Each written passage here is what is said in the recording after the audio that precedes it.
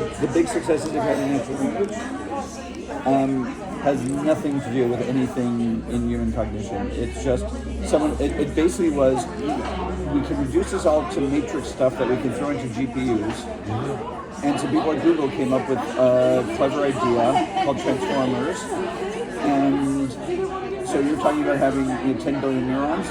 So the language model behind ChatGPT, if you've been using it, has 350 billion weights.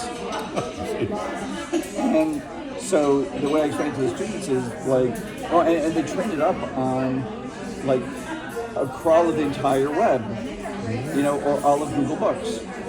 And it's and the thing that's really amazing is, so ChatGPT is just generating things word by word.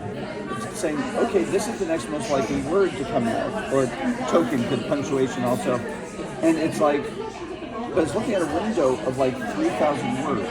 So if you can look back at 3,000 and say, what's the most likely next word, it's doing this amazing stuff. And the neural network actually has 50,000 outputs, one for every possible word it could be, and whichever one's the biggest value, that's the thing that it gives. So this is just a brute force.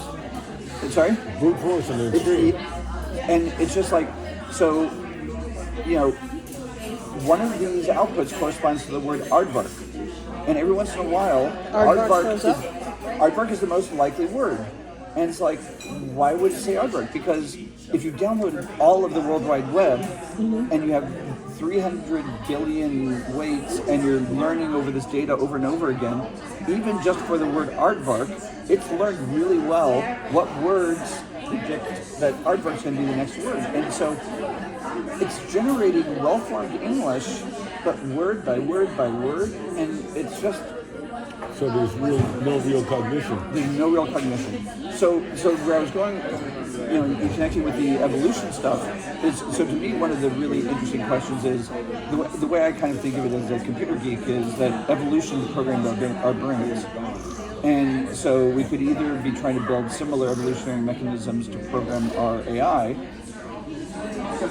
or the thing that I don't think I would have said, even 5 years ago, if you have enough data and a big enough neural network, all of that stuff that's been evolutionized, compiled into our brains, has left its footprint in human records. And these neural nets so this is why they often say ridiculous things. If you ask, who is Haym? I do this in front of my class, and then I do it a second time and a third time. One time I'm a professor at University of Pittsburgh, another time I'm a professor at Syracuse University, another time, and it's all well-formed English. But, It sounds like it's a glorified concordancer, an automated concordancer. Except it's doing it on such a large scale that, so one of the things that it's really good at is if you say, so here's one example I did. So there's this competition, a yearly competition for the worst prose of the year. Okay.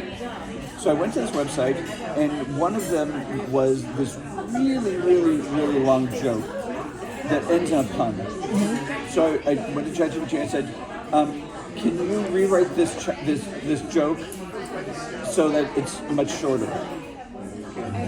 2 sentences. Boom. It was exactly the right joke. It was... it was just, so it's doing these, and also if you ask it to write a sonnet about unicorns, it'll get the A, B, A, B, C, D, gets the rhythm, the rhymes aren't great, but the fact that it even gets anything is just, and one of the phrases people come up with is stochastic parrots. Okay. So they're just basically parrots, repeating things that I've heard before, but it's just heard so damn much.